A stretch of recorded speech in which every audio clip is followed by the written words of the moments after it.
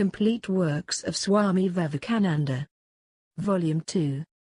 Chhândogya. Chapter 10. The Freedom of the Soul. Delivered in London, 5th of November 1896.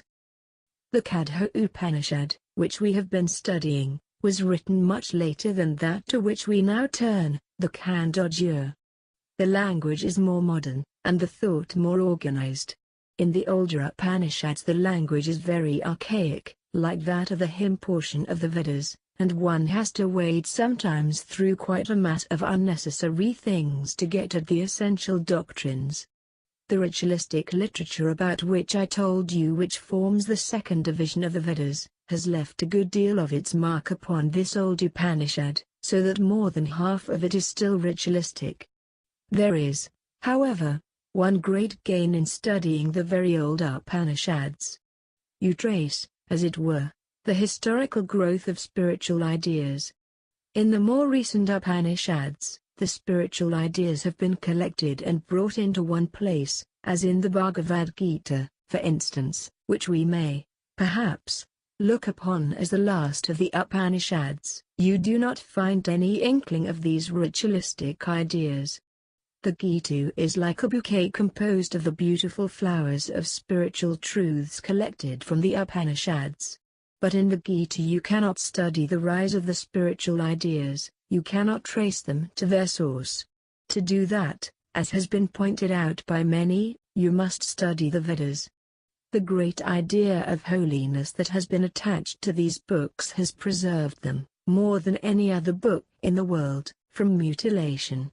In them, thoughts at their highest and at their lowest have all been preserved, the essential and the non-essential, the most ennobling teachings and the simplest matters of detail stand side by side, for nobody has dared to touch them. Commentators came and tried to smooth them down and to bring out wonderful new ideas from the old things. They tried to find spiritual ideas in even the most ordinary statements, but the texts remained, and as such, they are the most wonderful historical study. We all know that in the scriptures of every religion changes were made to suit the growing spirituality of later times. One word was changed here and another put in there, and so on. This, probably, has not been done with the Vedic literature, or if ever done, it is almost imperceptible. So we have this great advantage: we are able to study thoughts in their original significance, to note how they developed, how from materialistic ideas finer and finer spiritual ideas are evolved, until they attain their greatest height in the Vedanta. Descriptions of some of the old manners and customs are also there, but they do not appear much in the Upanishads. The language used is peculiar, terse, mnemonic.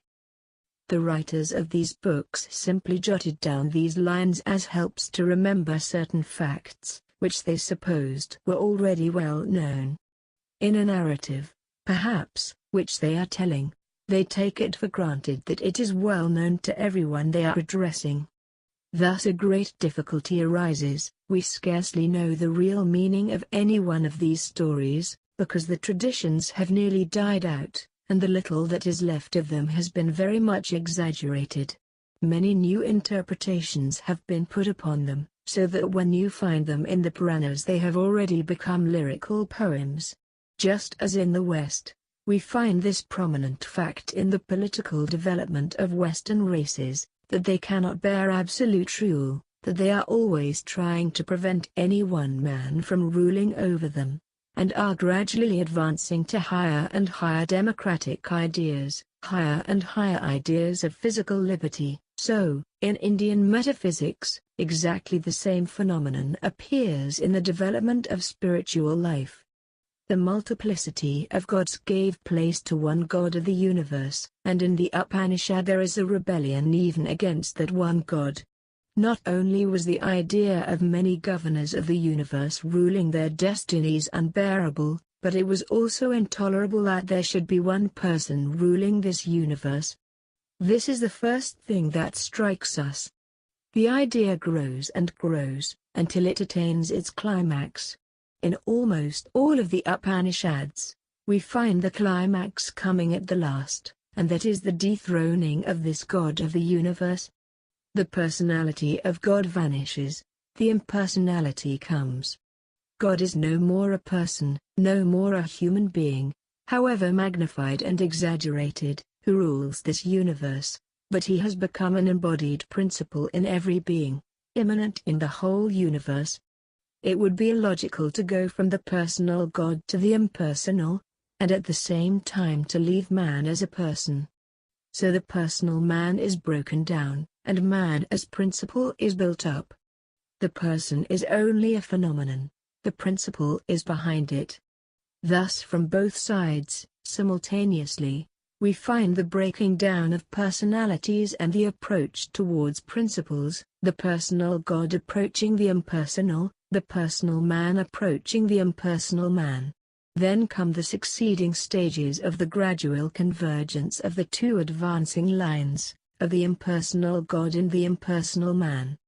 And the Upanishads embody the stages through which these two lines at last become one, and the last word of each Upanishad is, "Thou art that."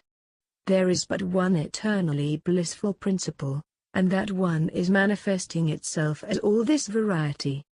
Then came the philosophers. The work of the Upanishads seems to have ended at that point. The next was taken up by the philosophers. The framework was given them by the Upanishads, and they had to fill in the details. So, many questions would naturally arise. Taking for granted that there is but one impersonal principle which is manifesting itself in all these manifold forms, how is it that the one becomes many? It is another way of putting the same old question which in its crude form, comes into the human heart as the inquiry into the cause of evil and so forth. Why does evil exist in the world, and what is its cause? But the same question has now become refined, abstracted. No more is it asked from the platform of the senses why we are unhappy, but from the platform of philosophy. How is it that this one principle becomes manifold? And the answer, as we have seen, the best answer that India has produced is the theory of Maya, which says that it really has not become manifold, that it really has not lost any of its real nature. Manifoldness is only apparent. Man is only apparently a person, but in reality he is the impersonal being. God is a person only apparently, but really he is the impersonal being. Even in this answer there have been succeeding stages, and philosophers have varied in their opinions. All Indian philosophers did not admit this theory of Maya. Possibly most of them did not. There are dualists, with a crude sort of dualism, who would not allow the question to be asked, but stifled it at its very birth. They said, "You have no right to ask such a question. You have no right to ask for an explanation. It is simply the will of God, and we have to submit to it quietly. There is no liberty for the human soul.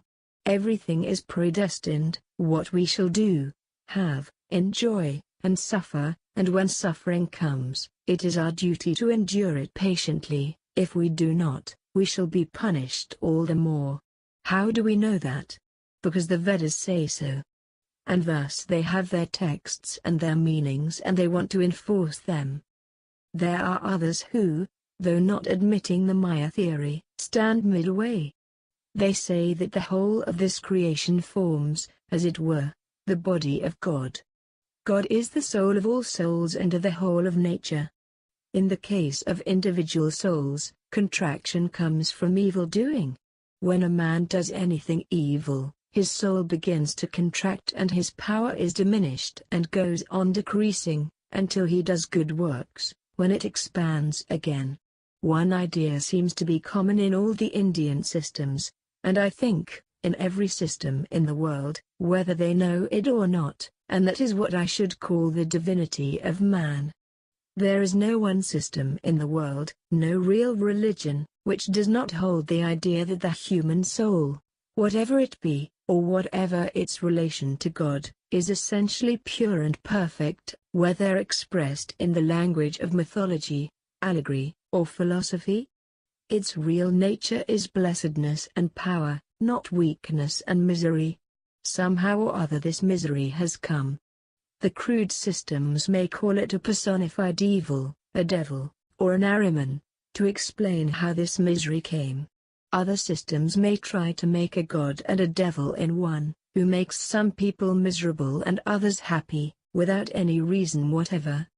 Others again, more thoughtful, bring in the theory of Maya and so forth. But one fact stands out clearly, and it is with this that we have to deal. After all, these philosophical ideas and systems are but gymnastics of the mind, intellectual exercises.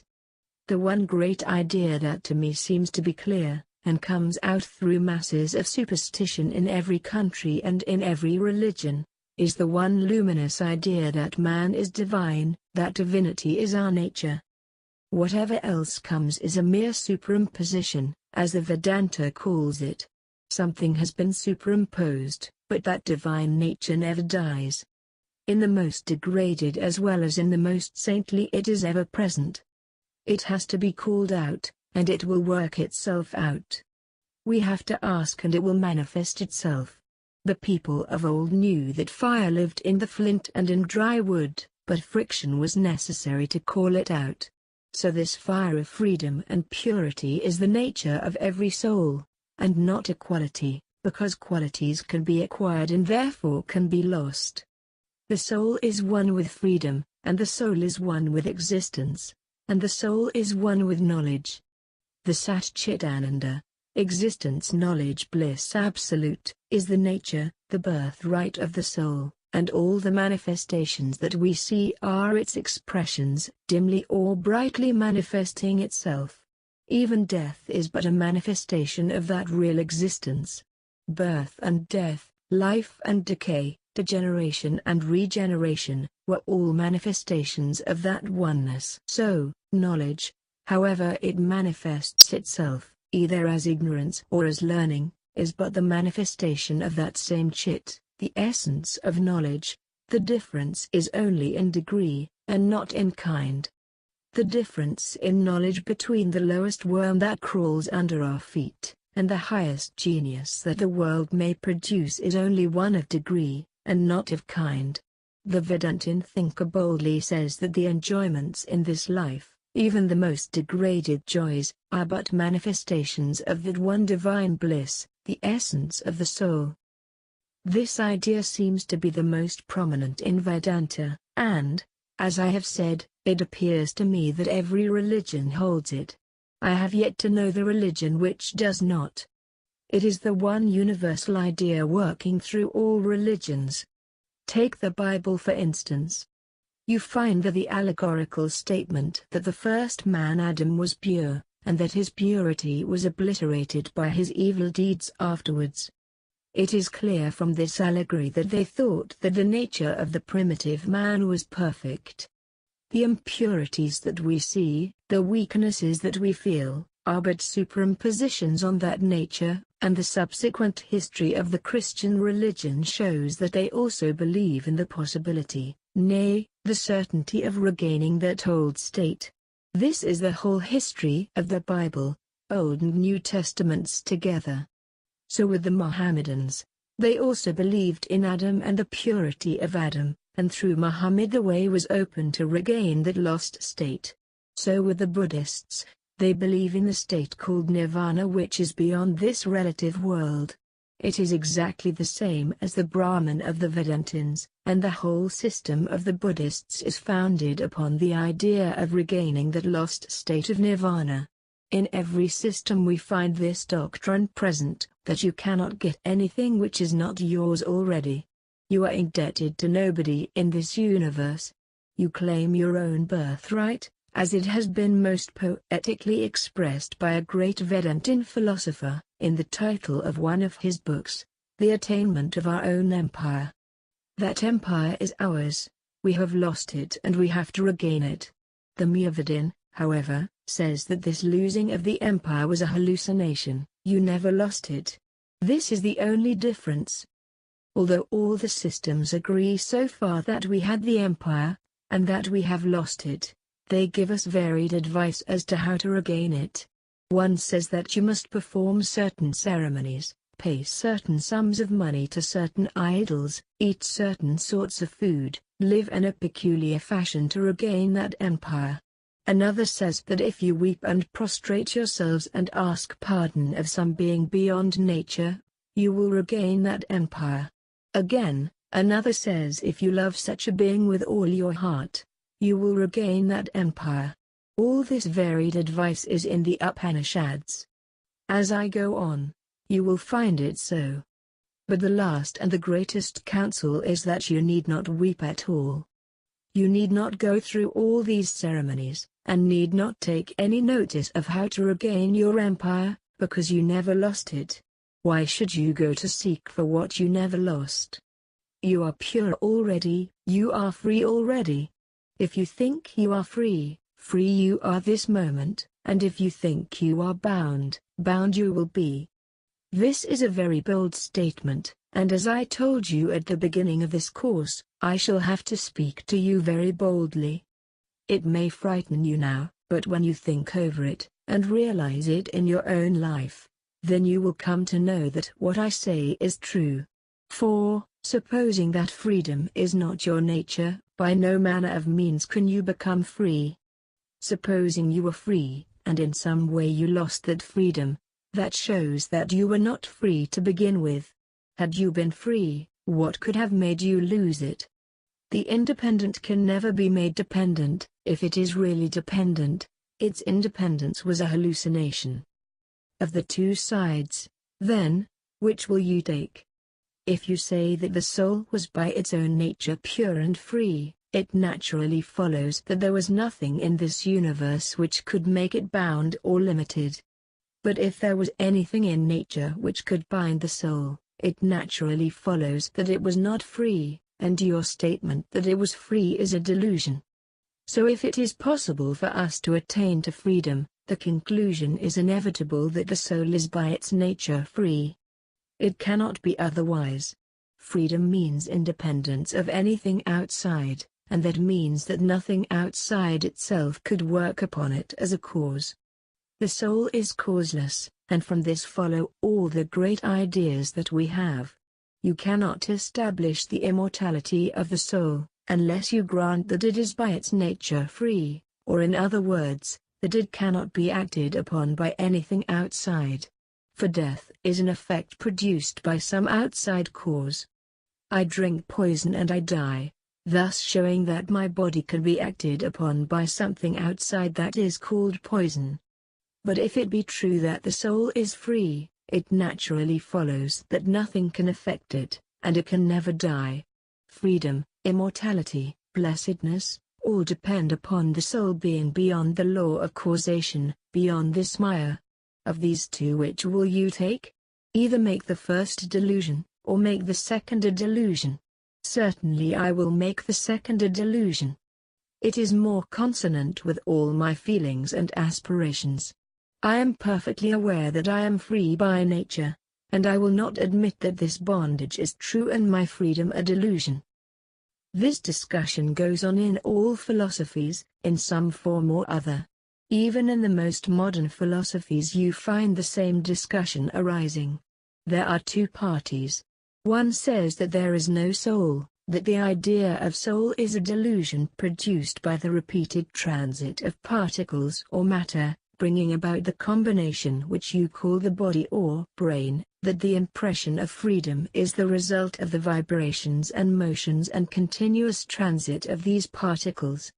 There were Buddhistic sects who held the same view and illustrated it by this example: if young take a torch and whirl it round rapidly, there will be a circle of light. That circle does not really exist, because the torch is changing place every moment. We are but bundles of little particles, which in their rapid whirling produce the delusion of a permanent soul. The other party states that in the rapid succession of thought, matter occurs as a delusion, and does not really exist. So we see one side claiming that spirit is a delusion and the other, that matter is a delusion. Which side will you take? Of course, we will take the spirit and deny matter. The arguments are similar for both, only on the spirit side the argument is little stronger. for nobody has ever seen what matter is. We can only feel ourselves. I never knew a man who could feel matter outside of himself. Nobody was ever able to jump outside of himself. Therefore the argument is a little stronger on the side of the spirit. Secondly, the spirit theory explains the universe, whilst materialism does not. Hence the materialistic explanation is illogical. If you boil down all the philosophies and analyze them, you will find that they are reduced to one or the other of these two positions. So here, too, in a more intricate form, in a more philosophical form, we find the same question about natural purity and freedom. One side says that the first is a delusion, and the other, that the second is a delusion. And, of course, we side with the second, in believing that our bondage is a delusion. The solution of the Vedanta is that we are not bound, we are free already. Not only so, but to say or to think that we are bound is dangerous, it is a mistake, it is self-hypnotism. As soon as you say, I'm bound, I am weak, I am helpless, woe unto you, you rivet one more chain upon yourself. Do not say it, do not think it. I have heard of a man who lived in a forest and used to repeat day and night, Shivaham, I am the blessed one, and one day a tiger fell upon him and dragged him away to kill him. People on the other side of the river saw it, and heard the voice so long as voice remained in him, saying, Shivaham, even in the very jaws of the tiger. There have been many such men. There have been cases of men who, while being cut to pieces, have blessed their enemies. I am he, and so art thou. I am pure and perfect and so are all my enemies. You are he, and so am I. That is, the position of strength. Nevertheless, there are great and wonderful things in the religions of the dualists. Wonderful is the idea of the personal God apart from nature, whom we worship and love. Sometimes this idea is very soothing. But, says the Vedanta, the soothing is something like the effect that comes from an opiate, not natural. It brings weakness in the long run, and what this world wants today, more than it ever did before, is strength. It is weakness, says the Vedanta, which is the cause of all misery in this world. Weakness is the one cause of suffering. We become miserable because we are weak. We lie, steal, kill, and commit other crimes, because we are weak. We suffer because we are weak. We die because we are weak. Where there is nothing to weaken us, there is no death nor sorrow. We are miserable through delusion. Give up the delusion, and the whole thing vanishes. It is plain and simple indeed. Through all these philosophical discussions and tremendous mental gymnastics we come to this one religious idea, the simplest in the whole world. The monistic Vedanta is the simplest form in which you can put truth. To teach dualism was a tremendous mistake made in India and elsewhere, because people did not look at the ultimate principles, but only thought of the process, which is very intricate indeed. To many, these tremendous philosophical and logical propositions were alarming. They thought these things could not be made universal, could not be followed in everyday practical life, and that under the guise of such a philosophy much laxity of living would arise. But I do not believe at all that monistic ideas preached to the world would produce immorality and weakness. On the contrary, I have reason to believe that it is the only remedy there is. If this be the truth, why let people drink ditch water when the stream of life is flowing by? If this be the truth, that they are all pure, why not at this moment teach it to the whole world? Why not teach it with the voice of thunder to every man that is born, to saints and sinners, men, women, and children, to the man on the throne and to the man sweeping the streets? It appears now a very big and a very great undertaking. To many it appears very startling, but that is because of superstition, nothing else.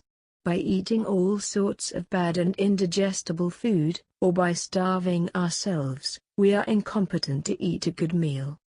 We have listened to words of weakness from our childhood. You hear people say that they do not believe in ghosts, but at the same time, there are very few who do not get a little creepy sensation in the dark. It is simply superstition. So with all religious superstitions. There are people in this country who, if I told them there was no such being as the devil, will think all religion is gone. Many people have said to me, how can there be religion without a devil? How can there be religion without someone to direct us? How can we live without being ruled by somebody? We like to be so treated, because we have become used to it. We are not happy until we feel we have been reprimanded by somebody every day. The same superstition. But however terrible it may seem now, the time will come when we shall look back, each one of us, and smile at every one of those superstitions which covered the pure and eternal soul, and repeat with gladness, with truth, and with strength, I am free, and was free, and always will be free. This monistic idea will come out of Vedanta, and it is the one idea that deserves to live. The scriptures may perish tomorrow. Whether this idea first flashed into the brains of Hebrews or of people living in the Arctic regions, nobody cares. For this is the truth, and truth is eternal, and truth itself teaches that it is not the special property of any individual or nation. Men, animals, and gods are all common recipients of this one truth. Let them all receive it. Why make life miserable? Why let people fall into all sorts of superstitions? I will give 10,000 lives, if 20 of them will give up their superstition. Not only in this country, but in the land of its very birth, if you tell people this truth, they are frightened. They say, this idea is for sannyasins who give up the world and live in forests, for them it is all right. But for us poor householders, we must all have some sort of fear, we must have ceremonies, and so on. Dualistic ideas have ruled the world long enough, and this is the result. Why not make a new experiment? It may take ages for all minds to receive monism, but why not begin now? If we have told it to 20 persons in our lives, we have done a great work. There is one idea which often militates against it. It is this. It is all very well to say, I am the pure, the blessed, but I cannot show it always in my life. That is true, the ideal is always very hard. Every child that is born sees the sky overhead very far away, but is that any reason why we should not look towards the sky? Would it mend matters to go towards superstition? If we cannot get nectar, would it mend matters for us to drink poison?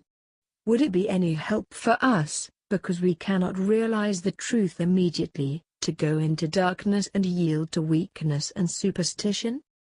I have no objection to dualism in many of its forms. I like most of them, but I have objections to every form of teaching which inculcates weakness. This is the one question I put to every man, woman, or child, when they are in physical, mental, or spiritual training. Are you strong? Do you feel strength? For I know it is truth alone that gives strength.